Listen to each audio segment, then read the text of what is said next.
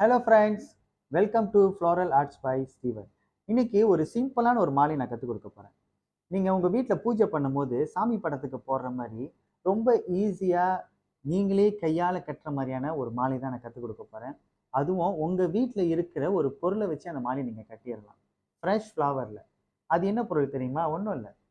இந்த மாதிரி ஒரு ஊசி இருந்தாலே போதும். இந்த மாலையை நீங்களும் கட்டி உங்களுடைய பூஜை அறையில் இருக்கிற சாமி படத்துக்கு மாலைகளை ரெடி பண்ணலாம். அந்த மாதிரி ஒரு மாலை தான் நான் கற்றுக் கொடுக்க போகிறேன். உண்மையாகவே சொல்கிறேன், ரொம்ப ஈஸியாக இருக்கும். வீட்டில் இருக்கிற தாய்மார்கள் யாராக இருந்தாலும் சரி, இதை நீங்களே இனிமேல் ஒவ்வொரு வெள்ளிக்கிழமையும் செவ்வாய்க்கிழமையும் சரி பூஜை அறையில் நீங்களே கட்டி மாலையை போடலாம். பாருங்கள், இந்த மாலைக்கு தேவைப்படுற சில பூக்களை நான் ரெடி பண்ணியிருக்கிறேன். இது வந்து ஒயிட் கலர் செவ்வந்தி பூ ரெடி பண்ணியிருக்கோம். அது வந்து மாலையோட பார்டரில் வைக்கிறதுக்கு.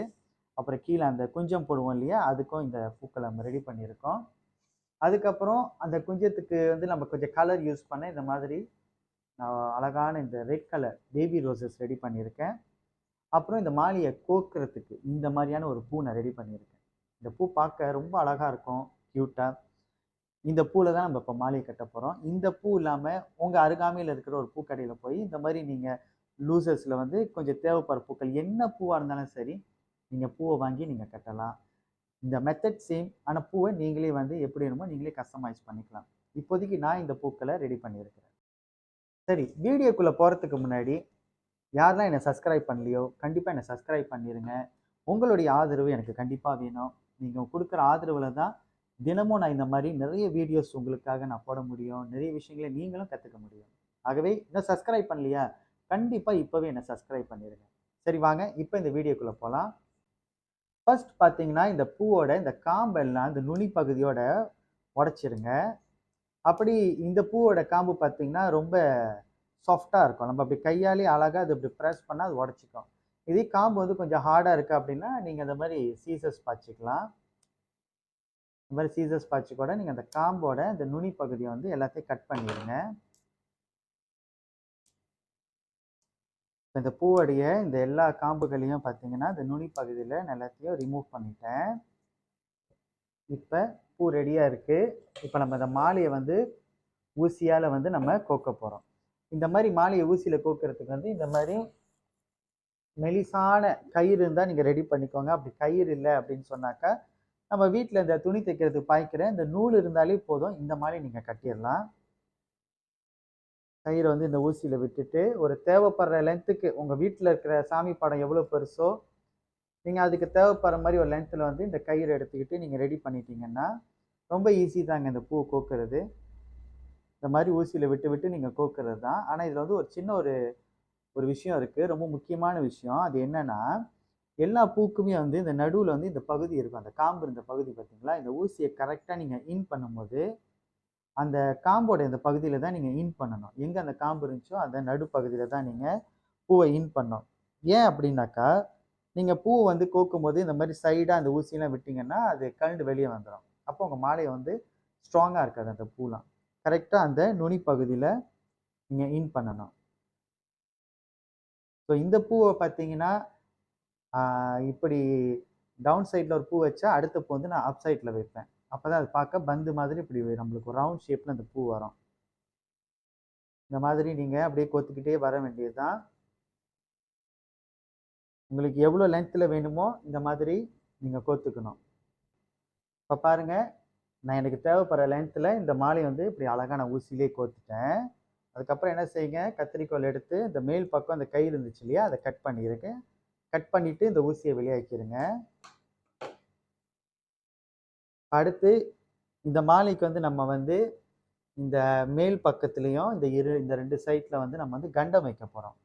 ஓகே. கண்டம் வச்சுட்டு கீழ வந்து இந்த மாலைக்கு வந்து ஒரு அழகான ஒரு குஞ்சம் போட போறோம். இந்த மாரி நீங்க கண்டத்துக்கும், குஞ்சத்துக்கும் கொஞ்சம் பெரிய கயிறா நீங்க இப்படி எடுத்துக்கணும். அப்பதான் உங்களுக்கு வந்து அது மேல பூ வச்சு சுத்தும்போது உங்களுக்கு ரொம்ப ஈஸியா இருக்கும். இந்த கயிற நான் 2ஆ கட் பண்ணிக்கிறேன் தேவைப்படுற அளவுக்கு. கட் பண்ணி இந்த மேல் பகுதியில வச்சு நீங்க வந்து ஒரு ஜாயின் பண்ணிக்கோங்க. இந்த மாதிரி ஒரு முடிச்சு போட்டுட்டீங்கன்னா, முடிஞ்சா ஒரு 2, 3 முடிச்சா போடுங்க. அப்பதான் என்னைக்கும் வந்து பூ கழண்டாது. நல்லா ஸ்ட்ராங்கா நிக்கும்.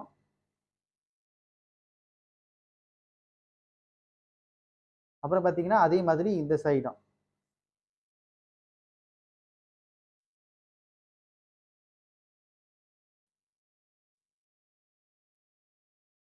சரிங்களா? இப்போ முடிச்சு போட்ட பிறகு, இப்ப நான் இந்த நம்ம ஆட் பண்ணியிருக்கோம் இல்லையா? இந்த கொஞ்சம் இந்த ஸ்ட்ராங்கான கயிறு, இத வந்து இப்படி கையில பிடிச்சுக்கோங்க. நீங்க ரைட் ஹேண்ட் யூசரா இருந்தா, நீங்க லெஃப்ட் ஹேண்ட்ல இந்த கயிற பிடிச்சுக்குவீங்க. ரைட் சைட்ல நீங்க இந்த கயிற யூஸ் பண்ணி பூவ சுத்துவீங்க. அதே நீங்க வந்து லெஃப்ட் ஹேண்ட் யூசர்னா, நீங்க ரைட் ஹேண்ட் யூஸ் பண்ணுவீங்க. நான் வந்து ரைட் ஹேண்ட் யூசர். ஸோ நான் லெஃப்ட் ஹேண்ட்ல இத பிரஸ் பண்ணியிருக்கேன். ரொம்ப ஈஸி தாங்க இந்த மேல் பக்கம் பூ வைக்கிறது. ஒரு ஒரு ரோ வந்து நீங்க இந்த மாரி ரோஸ் வச்சுக்கோங்க கலரு.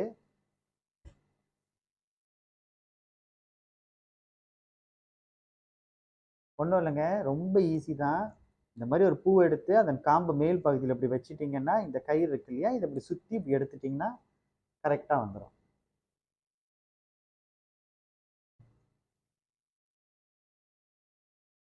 பாருங்க, இப்ப நம்ம ஃபர்ஸ்ட் ரோ வந்து இந்த மாரி கலர் ரோஸ் வச்சுட்டோம். இந்த மாரி வச்ச பிறகு இந்த பூவோட காம்பு பகுதிகள்லாம் அப்படியே கொஞ்சம் கூட வெளியலாம் தெரிஞ்சுச்சுன்னா, அதெல்லாம் கொஞ்சம் கிளீனா கட் பண்ணிக்கோங்க. பார்க்க ரொம்ப நல்லா இருக்கும்.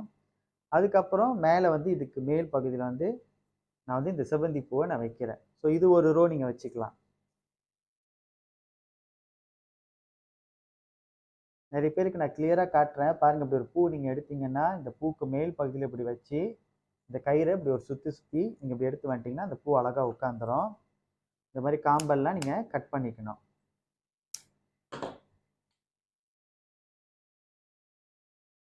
சரிங்களா? இப்ப நான் ஒன் சைடு இந்த பூ வச்சுட்டேங்க. இப்ப என்ன செய்யணும், முடிச்சு போட போறோம். இந்த கயிற இப்படி ஒரு சுத்து சுத்திட்டு, இந்த காம்பெல்லாம் கட் பண்ணி எடுத்துட்டு,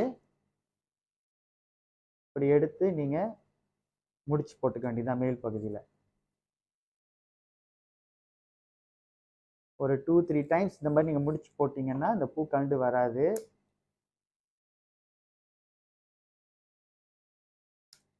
இப்ப பார்த்தீங்கன்னா, நான் வந்து ஒரு சைடு இந்த பூ நான் இங்க வச்சுட்டேன். இப்ப இதே மெத்தட ஃபாலோ பண்ணி, இப்ப இந்த சைடுல நம்ம பூ வைக்க போறோம். இப்ப பாருங்க, நான் இந்த 2 சைடுமே மேல வந்து இந்த கண்டம் வச்சுட்டேன். இது வந்து கண்டம் சொல்லுவாங்க ஒரு மாலைக்கு. அப்புறம் இந்த மேல் பகுதியில வந்து இப்படி ஒரு முடிச்சு போட்டுட்டு, தேவையான அளவு கயிறு இருக்கிற வரைக்கும் நீங்க எடுத்துட்டு, பேலன்ஸ் கயிற நீங்க கட் பண்ணிக்கலாம். இப்ப பாருங்க, இந்த மாலை ரெடி தான். இப்ப இந்த கீழ் பக்கம் இருக்கிற இந்த குஞ்சத்த போடுறத உங்களுக்கு நான் சொல்லி தரேன். இந்த பேலன்ஸ் கட் பண்ண கயிறுலயே அந்த குஞ்சத்த நம்ம ரெடி பண்ணிக்கலாம். கயிறெல்லாம் வேஸ்ட் பண்ணாதீங்க. ஸோ சிக்கனமான முறையில தான் இந்த மாலை நம்ம ரெடி பண்றோம்.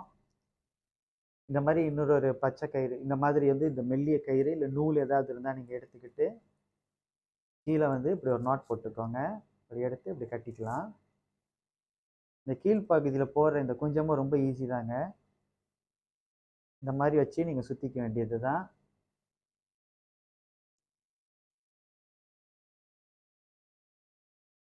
நான் வந்து ஃபர்ஸ்ட்டு வந்து கீழ் பகுதியில வந்து ஒரு 3 பூ இப்படி வச்சு சுத்திக்கிட்டேன்.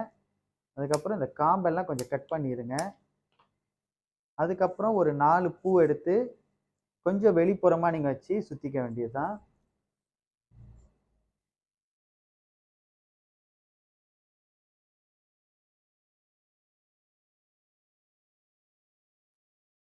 எனக்கு எக்ஸ்ட்ராவா ஒரு பூ தேவைப்படுது. இங்க ஒரு சின்ன ஸ்பேஸ் விடுற மாரி இருக்குது. அதனால நான் என்ன செய்றேன், 5 பூவா நான் வைக்கப் போறேன். பார்த்தீங்களா? இங்க வந்து சின்ன கேப் தெரியுது. இந்த மாரி சின்ன கேப்லாம் தெரிஞ்சுச்சுன்னா, நீங்க இன்னொரு பூ வச்சு நீங்க சுத்திக்கலாம். அப்ப பார்க்க ரொம்ப நல்லா இருக்கும்.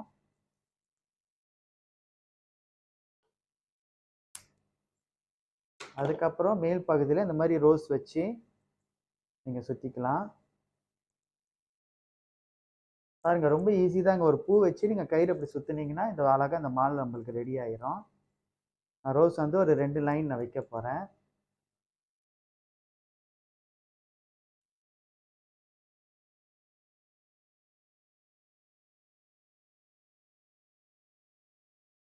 எப்பவும் போல கயிற வந்து இப்படி முடிச்சு போட்டுக்கணும்.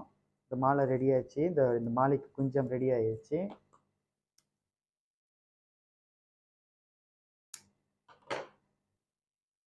சரிங்களா? இப்ப அடுத்து பார்த்தீங்கன்னா, ரொம்பவே ஈஸி தான். இந்த மாலைய எடுத்து நீங்க இப்படி பார்க்கும்போது, இதோட சென்டர் பகுதி எங்க இருக்குன்னு நீங்க பார்த்துக்கோங்க. இப்ப இந்த இடம் வந்து இந்த மாலையோட சென்டர் பார்த்தீங்களா? அந்த இடத்த மட்டும் கொஞ்சம் அப்படி நவுத்திக்கிட்டீங்கன்னா, அந்த கயிறு தெரியும். அந்த இடத்துல இந்த குஞ்சத்தோடைய இந்த கயிற நீங்க உள்ள விட்டு, நான் இந்த பக்கட்டு காட்டுறேன். உங்களுக்கு ரொம்ப ஈஸியா இருக்கும். பார்க்கும்போது தெரியும். இந்த கயிற அப்படி உள்ள விட்டு, நீங்க ஜாயின் பண்ணிக்க வேண்டியது தான்.